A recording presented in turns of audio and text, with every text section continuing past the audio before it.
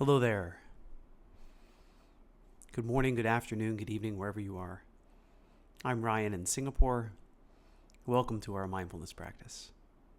The first part I wanted to chat about on self compassion as a catalyst for change is honesty. So that's one thing that self compassion can really help with is it helps to open the door to us being honest to ourselves. And this is important because of just what I said about this roadmap. Like how can you know where to start going if you don't know where you already are? So shame is a motivator for us to hide. When we see something wrong with ourselves and we feel shameful about it, the instinct is to hide.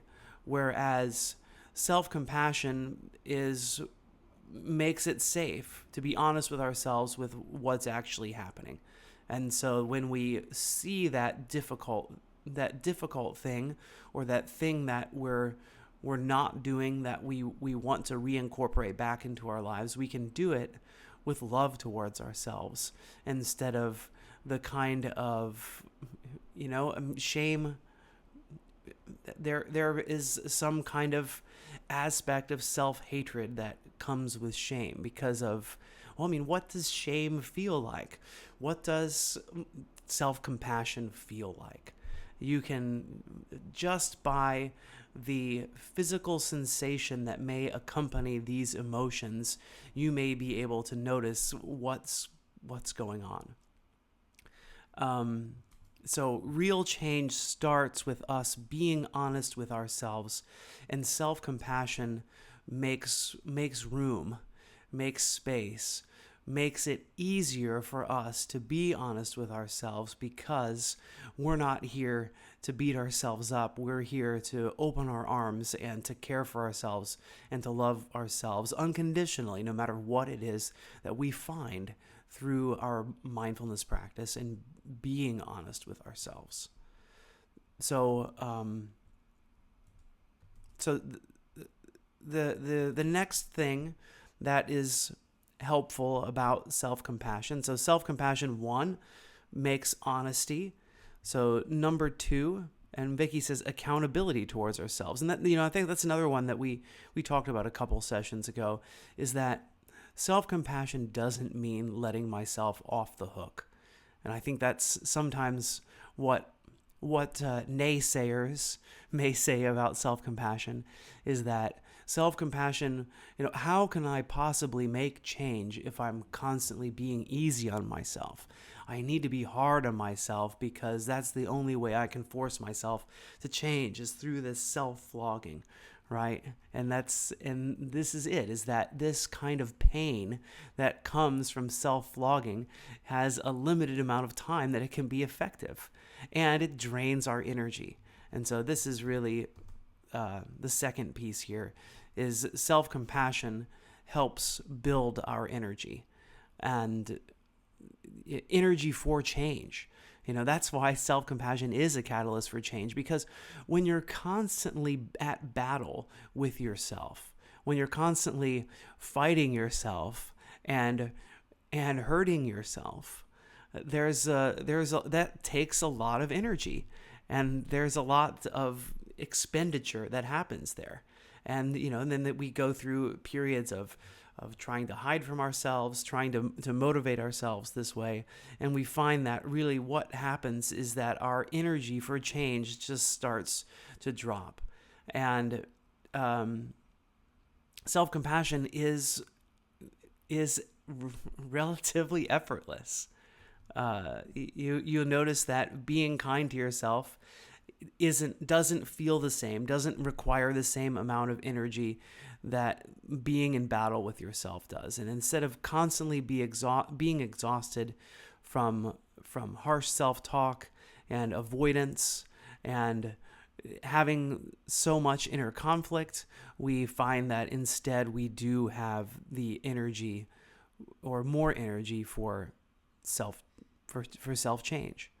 Angie says, I constantly self-sabotage, but I shame myself. If I shame myself every day, I'd be stressed, for sure. And hi Alexa, welcome. Self-compassion also helps with relationships. And so the additional energy that we get from positive relationships is helpful as well. So the way we treat ourselves is a way to set the tone for our interaction with others, which it is powerful to say those words, because I've certainly noticed when I always kind of, I'll never forget when I started practicing mindfulness because of how many positive changes were happening. And one of them was certainly as I began to respect myself more and as I began to trust myself more, the same kind of respect that I gave to myself, I started to realize that I deserve this kind of respect from other people as well. And so this is something else that you will start to notice as you start being kinder to yourself. You'll begin to build more respect for yourself and more patience for yourself. And that's something that you'll just discover in mindfulness practice in general. The more that I learn about myself, the more that I become patient with myself. It's my favorite quote from Mindfulness in Plain English from Bhante Gunaratara, is just about how this self-discovery naturally, effortlessly fuels this outward kind of compassion. That outward compassion doesn't come from effort in trying to be compassionate to others. We find compassion for others naturally through self-compassion that we have for ourselves. So, healthier boundaries, more patience, more willingness to connect.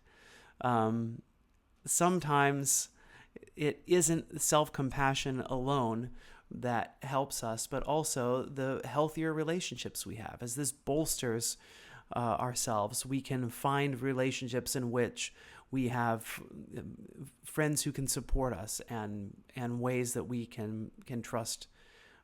Friends who we can trust to help keep us, gently guide us to the right path as we gently guide ourselves through self-compassion. Hello, Angelique. Welcome. Great to have everybody here, whether it's your first time or you've been here many times. Next is self-compassion and resilience. I'll say increased resilience. So you'll find that as you are compassionate to yourself, that you are more resistant to setbacks. Like here, an analogy would be to think of self-compassion and resistance to setbacks as like a trampoline, that each time we jump back up, every time we go down, as we come back up, we just get a little bit higher. That each jump up that we make is kind of fueling the next jump. So this helps to keep us, and instead of spiraling downwards as shame may do, self-compassion is jumping higher and higher as we continuously take care of ourselves. And remember that setbacks and falling down are just natural parts of change, that these things are going to happen. That you just can't avoid having a few mistakes here and there. We're not perfect, and we're not going to be perfect, and it's okay. And not only is it okay, but this is something that each time we make a mistake, as long as we're learning from our mistake, as long as we can look at that mistake with honesty and compassion, we can help incorporate that mistake into our change. And last but not least, Yes, common humanity. Thank you, Gene. Um, Last but not least, as alignment.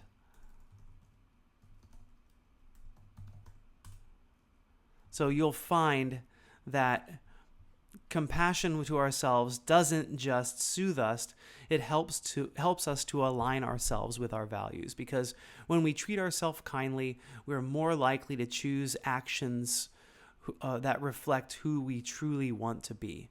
It it isn't about fixing ourselves. It is instead about aligning ourselves more closely with our truest values. So if we really look, and this is also in the change process, right? If you can use change and looking at yourself clearly, and you can actually do, there are values exercises that you can do if you want to figure out what your core values are. There are ways, I'm not going to go through them here today, but there are kind of a few journaling methods you can do to help you to discover your core values if you don't know what those are.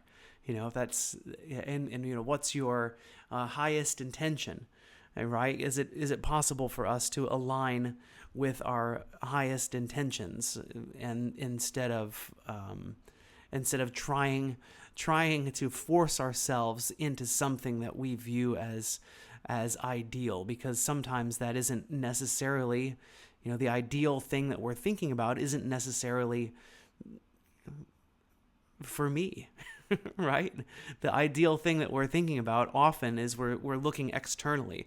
We're looking at an external model and saying, this is, I need to be like this. And of course, it's good to have positive role models and good examples, and maybe that's a good way when we don't know which direction to go on our roadmaps. Maybe that's a good way to get started. But just understanding that this is not, the ideal version of myself isn't the goal, right? It's, can I, instead of trying to change myself into that thing, can I instead try to begin to align myself closer to my values? And self-compassion can make that come naturally. It's, again, not about fixing ourselves. When we treat ourselves kindly, we're more likely to choose actions that reflect who we truly want to be. I'm just going to put this in the chat.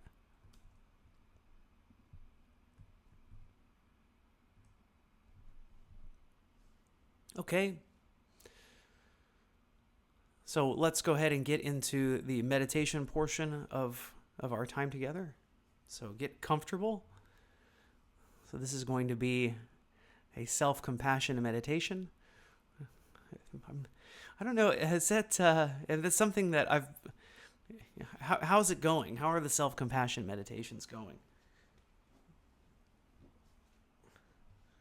I don't do them all the time because really the foundation, the core of what we're doing requires mindfulness. So that's why we do spend a lot of time focusing on the breath.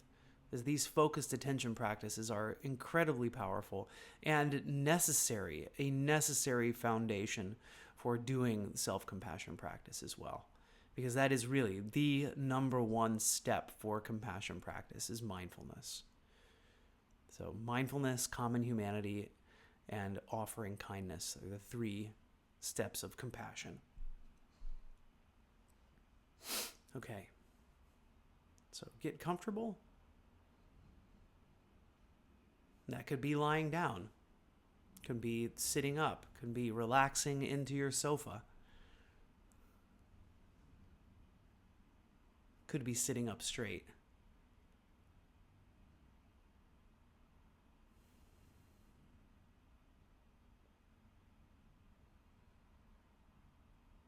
So you are alive.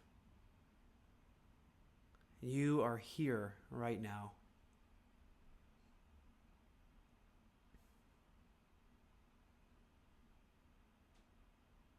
As human beings, we can think about the past, we can think about the future,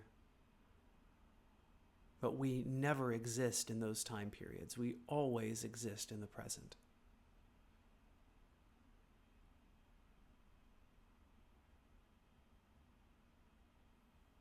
So can you feel each moment? Notice that you're breathing. Notice that no matter how still you sit, there's this gentle flow in and out.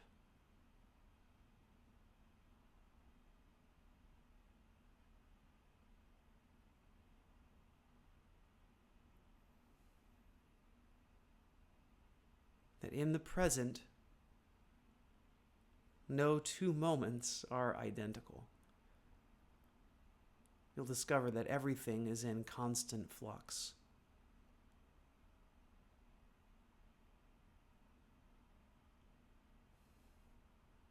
And proof of this is breathing, feeling the breath, noticing the breath.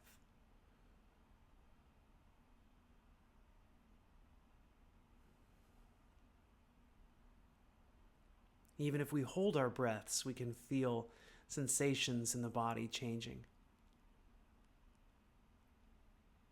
I don't encourage you to hold your breath right now. Just let the breath naturally flow through you.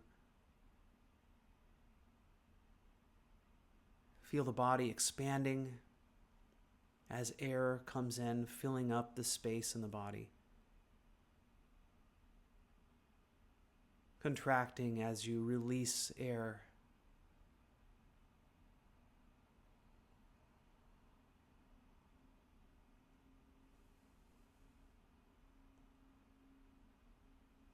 It's this constant communion you have with the world around you, where the boundary between inside and outside begins to blur.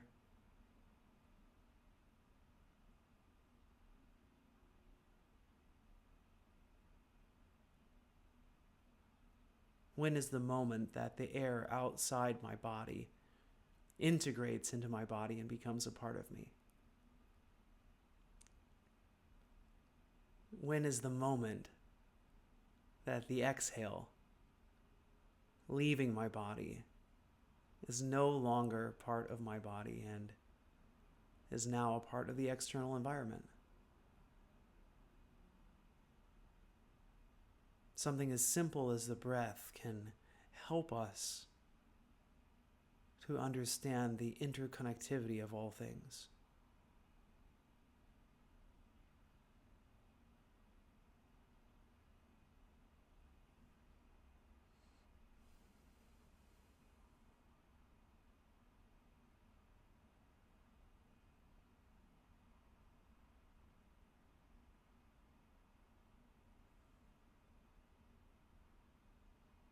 So see if you can keep your mind concentrated on this feeling of breathing.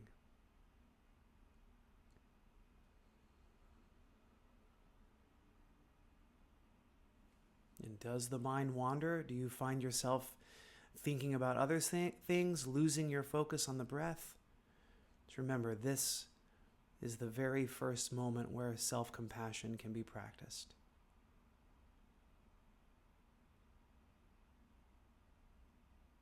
Just noticing the mind has wandered. That's a fact. There's no need for you to put any spin on this. No need for you to assess how things are going. Just examining the facts and then redirecting the attention with kindness back to the body, back to the breath.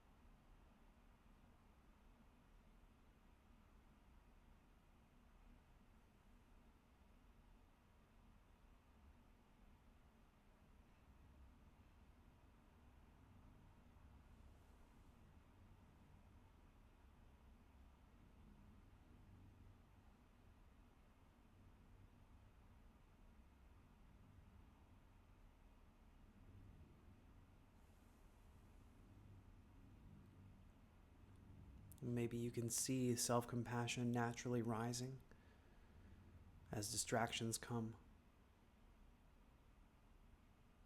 as we gently let go of them and bring our attention back,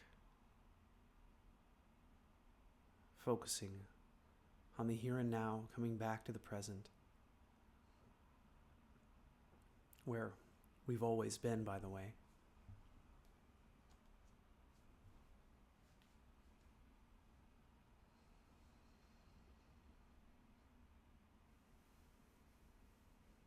So now let's begin on this intentional self-compassion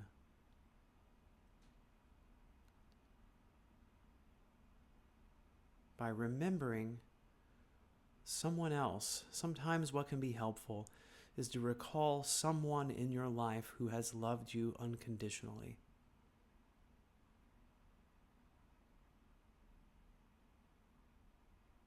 And to remember what it feels like to be loved by someone who had no agenda or who has no agenda, who doesn't want you to be anything different from what you are, that only wants you to be happy and only wants to see you happy. Doesn't matter what you do or what you've done or what you accomplish.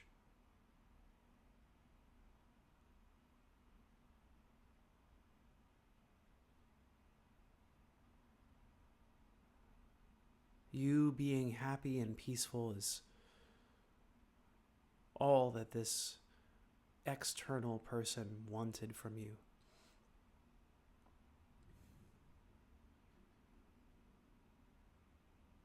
Or wanted for you.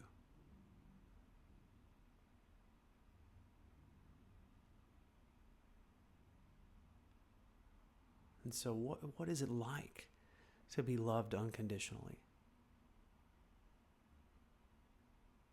Can you recall that feeling? And then know that although this was the wish of another person for you, you can have this same wish for yourself, that you can be your own inner ally, that you can be there to stand up for yourself in the times when it feels like everything externally is crumbling, that you can be there for yourself.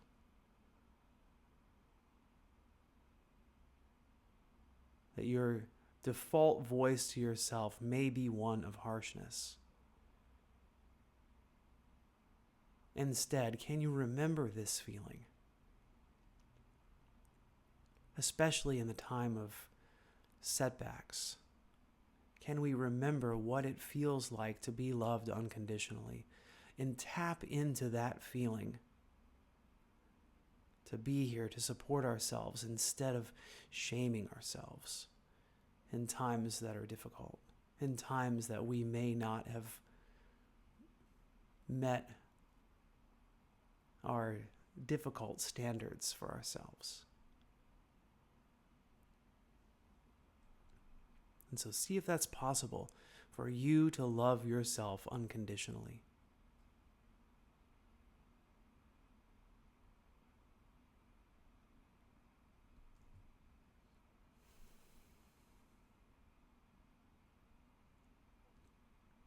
And so we'll offer a few phrases to ourselves that may be helpful and that we can keep and use when we're finding ourselves struggling or falling into the realm of shame.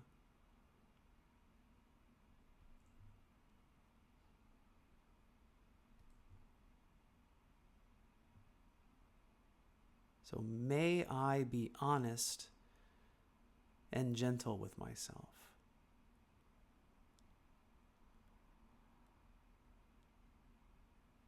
May I have the courage to be honest and gentle to myself too.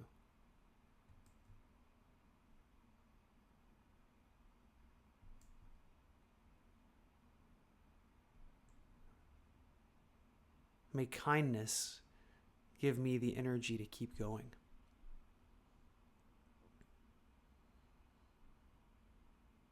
May kindness give me the energy to keep going.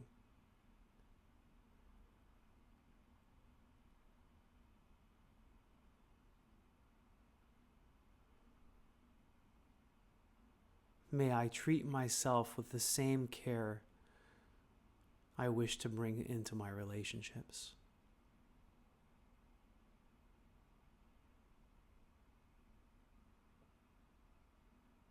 May I treat myself with the same care I wish to bring into my relationships.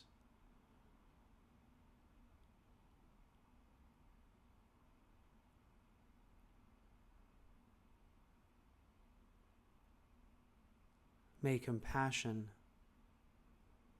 help me align with what matters most.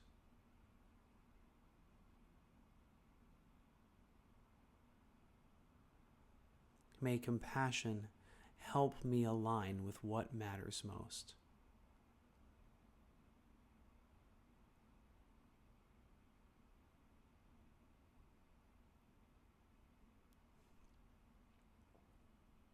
May I have the courage to be honest with myself, yet gentle.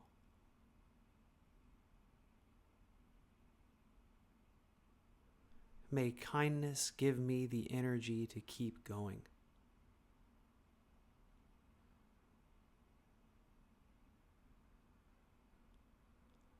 May I treat myself with the same care I wish to bring into my relationships.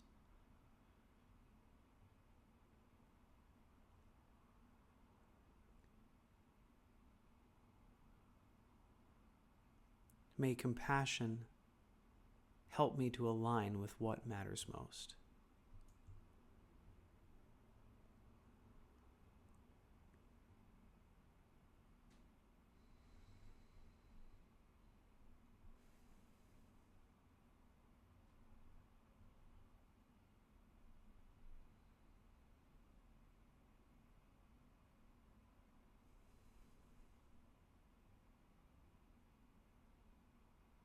And may I be happy.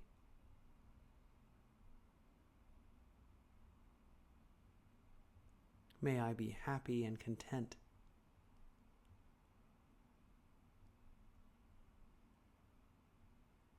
With myself as I am.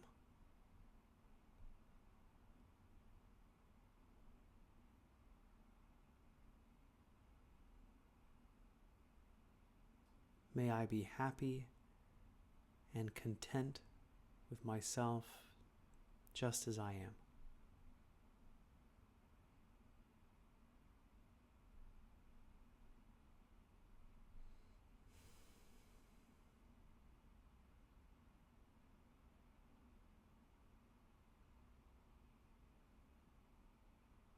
So take a moment to notice how you feel. And I don't mean a cognitive approach of how I feel, but just noticing sensation in the body. What does it feel like in the chest, in the throat, in the face?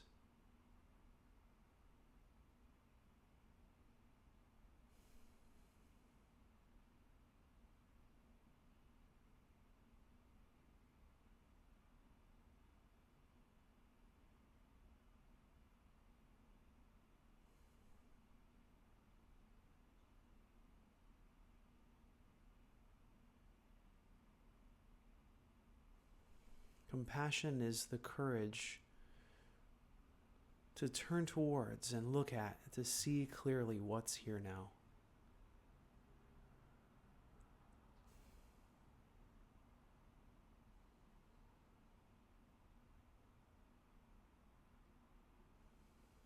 So just observe self in the present.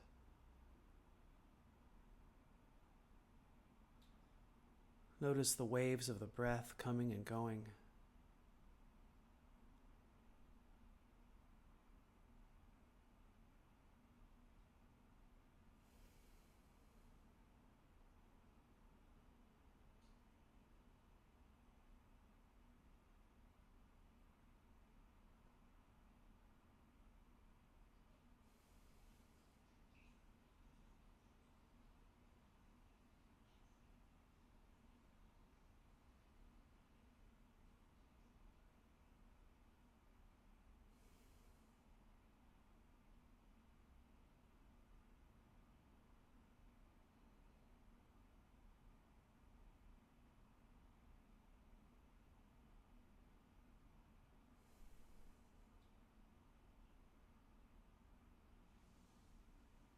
Inhaling,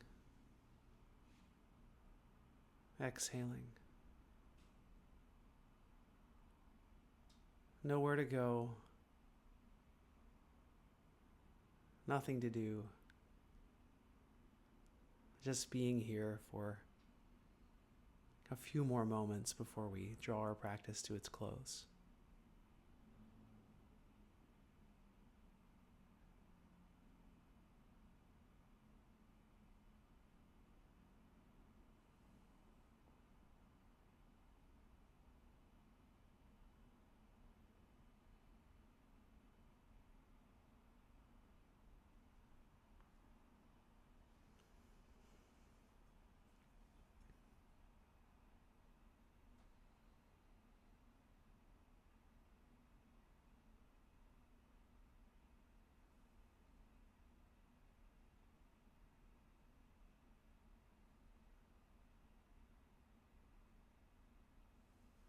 And now I'll close practice with 3 rings of the bell.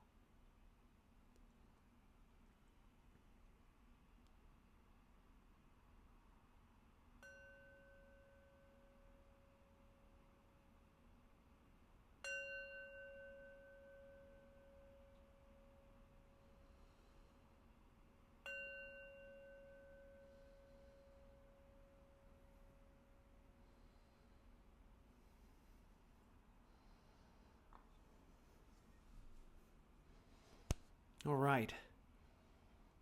Well done. Congratulations, everybody, for making it through today's practice. How'd it go today? What did you discover? What happened? What was it like to be in the present moment? What was it like to say some of these phrases? So feel free to share in the chat.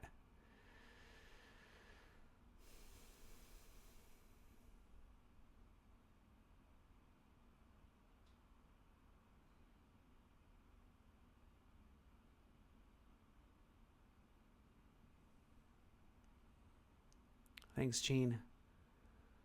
I think it's easy. Thank you, Laura. Thanks for showing up today. It's easy to default to that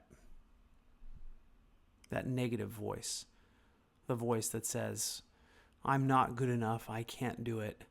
I'm stupid, I'm terrible, I'll never be able to make it. It's easy to hear that voice and to believe that voice.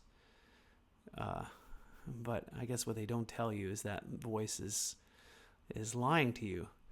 And why that voice is even there, there's probably a good reason for it. that goes back into all kinds of things. When I say a good reason for it, not because of you, but because of a lot of not only your personal history of how you've grown up, but also just the history of humanity, right? All of these emotions that we have some kind of biological reason, which I won't bother getting into. But understand that this, don't don't judge yourself for judging yourself, right? If you do hear that voice, that I'm stupid, I can't do it voice, don't say, oh my goodness, it's that voice that I'm not supposed to be hearing this voice. Like, why is it, why am I doing this? Right? Like then now we're compounding the problem, right? This is the mindfulness piece of it, is to hear that voice, to notice that voice, and to see if you can hold that voice itself with kindness and compassion, right? To see if you can be kind toward the harsh part of yourself. I mean, that's what's so crazy about mindfulness. At least what I've experienced doing this practice is that it seems like there's this awareness, the awareness of awareness is something that was just completely new to me, that I had never even, I hadn't fathomed that this existed until I started meditating. So, this is something else that you can cultivate as you do your practice, that instead of just hearing the self-judging voice, that you can actually go one layer back, right? That you could pull back another layer, that your awareness is so vast that you can, from this next layer, be kind to the unkind, be kind to the part of yourself that's being unkind to you, right? That's crazy that that's possible. But it is possible to be kind. I'm just going to write it in the chat. To the part of yourself that is being unkind to yourself.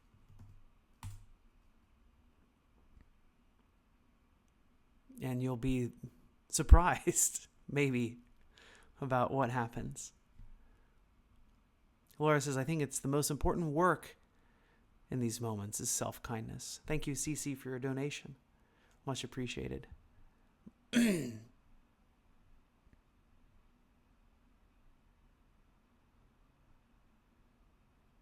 Alexa says, was great. I like self-compassion because it's deep and I really feel it. Thanks for sharing. Laura says, felt like an inner hug. Rachel says, I'm damaged, and I guess I want to hear more. Like, is that around? What else is there? Cece says, I'm thinking about shame versus self-compassion. Thanks for these topics. Thank you, Cece, for being here. Jean says, when you said nothing to do, nowhere to go, just a few minutes, I found that I wanted to stay there. Thanks, Jean, for sharing. One of my other mindfulness teachers is teaching on the awareness of awareness currently. Yes, it's very powerful and not intuitive. Oh, I see. Rachel says, I don't say I'm stupid when I get things wrong. I say I'm damaged. Thank you, Rachel, for sharing and digging deeper into that. Thank you, Jean, for your donation. Angie says, yes, from childhood, you're not doing well enough. You're not enough. I'm doing what I can with what I have. I am enough. Thanks, Angie, so much for sharing that. Okay. Thanks, everybody, for your donations. Thanks for being here. As always, the easiest thing you can do to help me out is to follow me on Insight Timer. If you do feel led to do so, feel free to leave a donation here today as well. I am working on publishing my course. I still have a lot of editing to do, so that'll be coming up soon. I'm pretty happy with where it's going, but it's wanting to get these things as nice to listen to as possible. I almost said as perfect as possible. So I recognize my desire for perfection and try to let go of that as well. Rachel says, I can't see the other comments or donations. I'll tell you, Rachel, I'll help you by reading them myself. Alexa says, just tap on the glass. All right. I'll be back next week, next time. So Tuesday, my time, which if you're in the Western Hemisphere or Western Europe, that could be Monday evening for you. The topic is the role of mindfulness. The role of mindfulness in change. So please do feel free to join in that. So looking forward to sharing that with you. Thanks, Jenny, for being here. Thanks, everybody. And so hopefully I'll see you next time when we talk about mindfulness's role in positive change. Let's close our practice the way we do, with some compassion to self and compassion to everybody that's here as well. So join me if you will. May I be happy and peaceful. May everyone watching, listening, wherever you are, I wish you all happiness and peace. And may all human beings, every individual everywhere, I wish for all of us happiness and peace. Thanks so much, everybody. See you next time. Bye-bye.